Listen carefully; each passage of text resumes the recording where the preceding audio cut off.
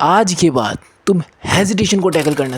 India the most considerable issue among youths I can say hesitation. अपनी बातों को सही से नहीं रख पाना किसी के सामने, चाहे वो कोई भी हो, चाहे उनका बड़ा भाई हो, चाहे कोई टीचर हो, चाहे लड़की हो, चाहे कुछ भी हो, ठीक है।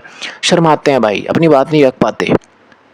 क्या इशू है, क्या रीज़न है इसके पीछे? पहला रीज़न भाई, जजमेंटल कंपैरिजन फीलिंग कि यार मैं इस तरीके का दिखता हूँ, मैं अच्छा नहीं दिखता, मैं ये हूँ, मैं वो हूँ, फलाना ढिमकाना, इसलिए अपनी बात को नहीं रख पाएंगे दूसरे के सामने, हेजिटेट हो जाएंगे। हेजिटेशन के अंदर भी कुछ भी उल्टा पुल्टा बोल देंगे जो नहीं बोलना होता है, राइट। ये एक बहुत बड़ा कंसर्निंग इशू है। उसके अलावा भाई वे लोग क्या सोचते हैं कि यार दूसरा बंदा उस तरीके का है, हम लोगों के कुछ पास्ट ट्रोमास, कि कुछ पास्ट ऐसे हम लोगों के साथ हुआ एक्टिविटी हुई है जिसके अंदर हम लोगों ने कुछ गलत परफॉर्मेंस किया है, सही से काम नहीं किया, तो हम लोग सोचते हैं यार मैं तो ऐसे ही हूँ यार, यार मैं सही से नहीं परफॉर्म करता, तो इसलिए यार मैं तो अपने आप को इतना डीमोरलाइज कर लेते हैं दूसरे के सामने, हमेशा अपने आप को डीमोरलाइज, अपने आप को डी नेगेटिविटी फील कराना। इसी वजह से people use to hesitate, right. और मोस्टली आज की डेट में स्टूडेंट जनरेशन के अंदर है। तीसरा फैक्टर मैं बोलता हूँ आपका environment.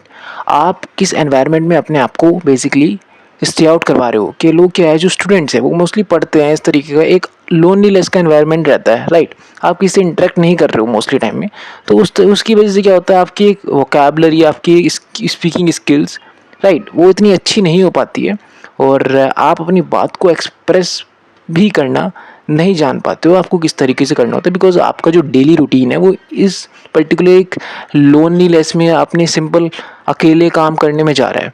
So I think these are the reasons जिसकी वजह से हेजिटेशन होती है और सही से आप अपनी बातों को नहीं रख पाते हो।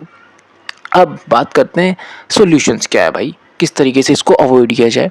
तो यार सॉल्यूशंस ये हैं कि पहली बात, आप कहीं भी जा रहे हो, अपनी बात को रखने जा रहे हो, जो भी आप बात करने जा रहे हो, ये सोच के जाओ कि भाई अपने आप को ब्लैकआउट करके, अपने माइंड को ब्लैकआउट करके, भाई जो भी है ठीक है मैं जा रहा हूँ।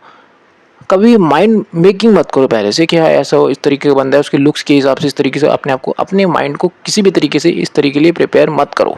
नेचुरली जाओ, अपने कंटेंट के साथ जाओ, जो भी आपको बोलना है सिंपल चीज़ है, आप अपनी बात को रख के आ जाओ। दूसरी चीज़, अपने माइंड में हमेशा रखना कि आपको जो खिलाने वाले हैं, आपको जो लिए जो कर रहे हैं, they are your parents only, ठीक है।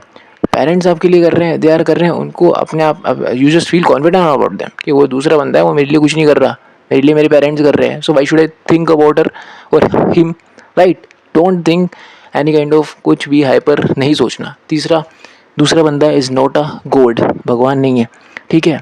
He is only a simple human, so don't treat like him a God, okay. So simply ये चीज़ें हैं जिसके थ्रू आप टोटली इस चीज़ को अवॉइड कर सकते हो।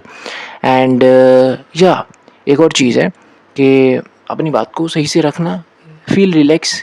और हाँ, या आई रिमेम्बराइज, आप लोग क्या करो, आप जब बात करते हो इन हेजिटेशन और विदाउट हेजिटेशन, उसकी वीडियो बना के एक बार आप ऑब्जर्व करो, यू कैन रियलाइज़ कि यार हेजिटेशन से बोलना सबसे बड़ी गमार बनती होती है। आप अपनी बात को सही से रख ही नहीं पा रहे उस चीज़ में, आपको खुद ही रियलाइज होगा आप कितने पागल लग रहे हो।